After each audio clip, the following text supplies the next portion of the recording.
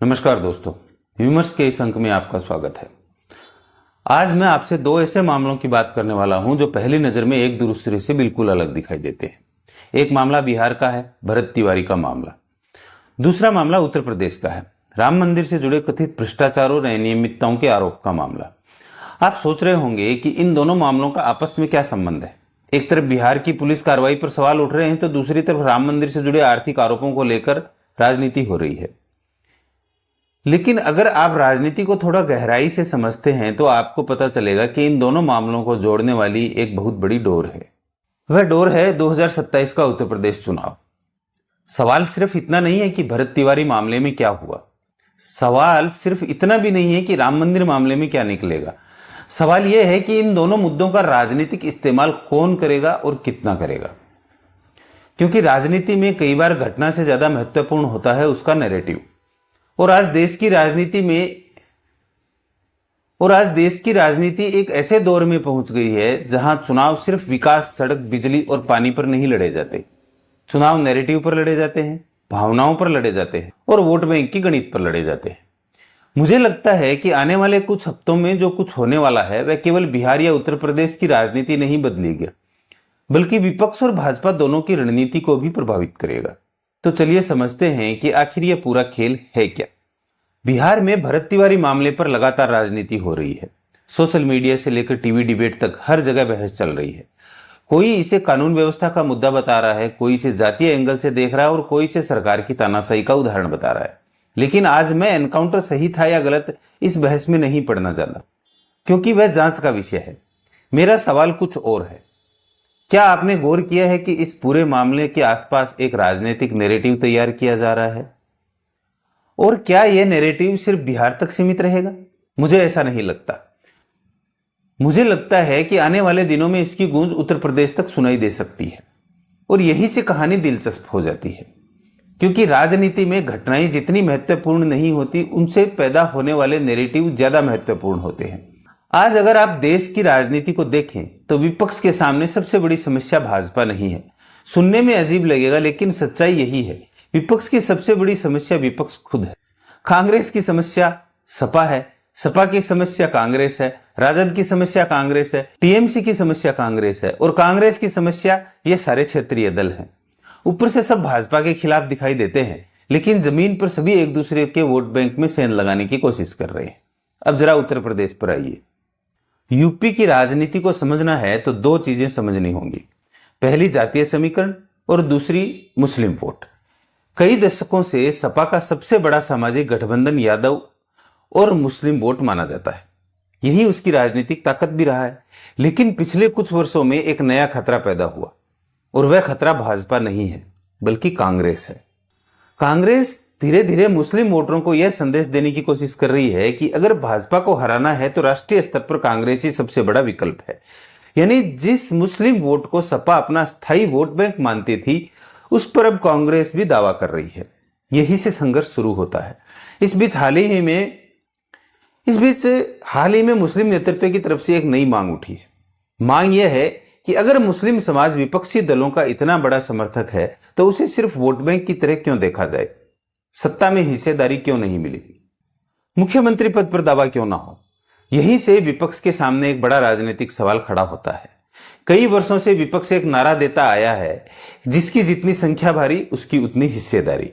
सुनने में यह नारा बहुत आकर्षक लगता है, लेकिन समस्या तब शुरू होती है जब यही नारा व्यवहार में लागू करने की बात आती है। अगर संख्या के हिसाब से हिस्सेदारी तय होगी तो फिर हर समुदाय अपना दावा पेश करेगा और यहीं पर राजनीतिक दल फंस जाते हैं। अब कल्पना कीजिए, अगर कोई पूछे कि जिन मुस्लिम वोटों के सहारे सत्ता के सपने देखे जाते हैं उन्हें सत्ता में कितनी हिस्सेदारी मिलती है, तो जवाब देना आसान नहीं होगा। यही वह सवाल है जिसे भाजपा आने वाले समय में और आक्रामक तरीके से उठाने की कोशिश कर सकती है। भाजपा की राजनीति समझिए। भाजपा सीधे सवाल पूछेगी, अगर आपकी राजनीति सामाजिक न्याय की है तो फिर मुख्यमंत्री कौन बनेगा? अगर संख्या ही आधार है तो फिर फैसला संख्या के हिसाब से क्यों नहीं? और अगर संख्या आधार नहीं है तो फिर यह नारा क्यों? यानी भाजपा विपक्ष के ही नारों को विपक्ष के खिलाफ इस्तेमाल कर सकती है। अब जरा भरत तिवारी के मामले पर आते हैं, क्योंकि मुझे लगता है कि यही कारण है कि इस मामले को सिर्फ कानून व्यवस्था के मुद्दे की तरह नहीं देखा जा सकता। इसमें जातीय पहचान जोड़ी जाएगी, सरकार बनाम समाज का एंगल जोड़ा जाएगा और फिर इसे बड़े राजनीतिक नैरेटिव में बदला जाएगा। इस बीच भरत तिवारी मामला राजनीतिक रूप से और महत्वपूर्ण बन गया है। हालांकि यह मामला बिहार का है, लेकिन इसकी राजनीतिक गूंज यूपी तक पहुंचाने की कोशिश हो रही है।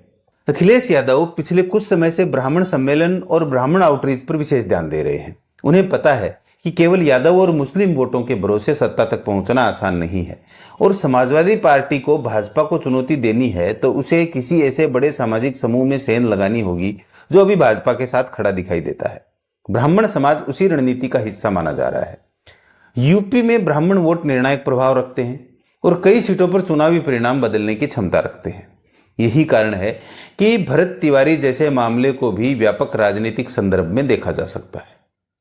लेकिन दोस्तों, इस समय उत्तर प्रदेश में एक दूसरा मुद्दा भी तेजी से उभर रहा है और वह है राम मंदिर से जुड़े कथित भ्रष्टाचार और अनियमितताओं के आरोप का मामला। मीडिया रिपोर्ट्स और राजनीतिक आरोपों के आधार पर जिस तरह की बातें सामने आ रही हैं, उससे विपक्ष इस मामले को बड़े घोटाले के रूप में पेश करने की कोशिश कर रहा है। कुछ नाम सामने आए हैं, उनकी संपत्तियों को लेकर भी सवाल उठाए जा रहे हैं। हालांकि वास्तविक रकम कितनी है और किसकी क्या भूमिका है, यह जांच का विषय है।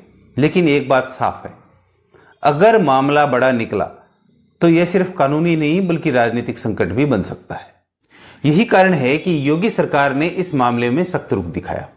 एसआईटी जांच गठित की गई, कार्रवाई शुरू हुई और सरकार लगातार यह संदेश देने की कोशिश कर रही है कि दोषी चाहे जो भी हो उसे छोड़ा नहीं जाएगा, क्योंकि यह सवाल सिर्फ पैसे का नहीं है, सवाल उस राजनीतिक विश्वसनीयता का है जिस पर भाजपा ने पिछले एक दशक से अपनी राजनीति खड़ी की है। राम मंदिर केवल एक निर्माण परियोजना नहीं है, यह भाजपा के वैचारिक और राजनीतिक आंदोलन का सबसे बड़ा प्रतीक रहा है। ऐसे में अगर इसी से जुड़ा कोई भ्रष्टाचार या अनियमितता का मामला सामने आता है तो विपक्ष उसे भाजपा के खिलाफ सबसे बड़े हथियार के रूप में इस्तेमाल करने की कोशिश करेगा। और सामने आते हैं अखिलेश यादव। अखिलेश यादव इस मुद्दे को लगातार उठा रहे हैं क्योंकि उन्हें पता है कि पिछले कई वर्षों में भाजपा के खिलाफ ऐसा मुद्दा बहुत कम मिला है जिसे भाजपा की सबसे मजबूत पिच पर खेला जा सके। राजनीति में इसे लूज बॉल कहा जाता है। अगर विपक्ष इसे सही तरीके से संभाल ले तो भाजपा को उसी मुद्दे पर घेरा जा सकता है जिस पर भाजपा वर्षों से चुनाव जीतती आई है। इस क्रम में खबरें आती रही हैं कि बिहार सरकार ने मामले में कार्रवाई तेज की है और कुछ पुलिसकर्मियों पर कार्रवाई हुई है। अगर ऐसा है तो इसे केवल प्रशासनिक कार्रवाई के रूप में नहीं बल्कि राजनीतिक डैमेज कंट्रोल के रूप में भी देखा जाएगा, क्योंकि राजनीतिक नेतृत्व को यह अंदाजा हो गया होगा कि बिहार की घटना का असर बिहार की सीमाओं से बाहर भी जा सकता है। लेकिन आज का दौर अलग है। यह केवल टीवी चैनलों का दौर नहीं है, यह सोशल मीडिया का दौर है। यहाँ किसी मुद्दे को केवल प्रेस कॉन्फ्रेंस या एक्शन लेकर खत्म नहीं किया जा सकता। आखिर फैसला जनता करती है। जनता सरकार का एक्शन भी देखती है और विपक्ष का रिएक्शन भी, और आने वाले कुछ हफ्तों में यही तय करेगा कि राम मंदिर मामला और भरत तिवारी मामला राजनीतिक रूप से किस दिशा में जाते हैं और किसे फायदा या नुकसान पहुंचाते हैं। यही वजह है कि मैं लंबे समय से कहता हूं कि आने वाले चुनाव में लड़ाई सिर्फ भाजपा बनाम विपक्ष नहीं होगी बल्कि विपक्ष बनाम विपक्ष भी होगी। कांग्रेस और क्षेत्रीय दलों के बीच संघर्ष बढ़ेगा। सपा अपने वोट बचाने में लगी रहेगी, कांग्रेस अपना विस्तार करने में लगी रहेगी और भाजपा इस पूरी लड़ाई को बाहर बैठकर देखेगी। 2027 का यूपी चुनाव हो या 2029 का लोकसभा चुनाव, सबसे बड़ा सवाल यह नहीं होगा कि भाजपा क्या कर रही है, सबसे बड़ा सवाल यह होगा कि विपक्ष अपने वोटरों को एकजुट रख पाता है या नहीं। क्योंकि अगर वोटर बिखर गया तो गठबंधन चाहे जितने बन जाएं, चुनाव जीतना मुश्किल हो जाएगा। अब देखना यह है कि भरत तिवारी का मुद्दा, राम मंदिर का मुद्दा और प्रतिनिधित्व की राजनीति आखिर किस दिशा में जाते हैं। और सबसे महत्वपूर्ण बात, इन मुद्दों से भाजपा को ज्यादा नुकसान होगा या विपक्ष के भीतर की खींचतान और बढ़ेगी। इसका जवाब आने वाले महीनों की राजनीति देगी। धन्यवाद।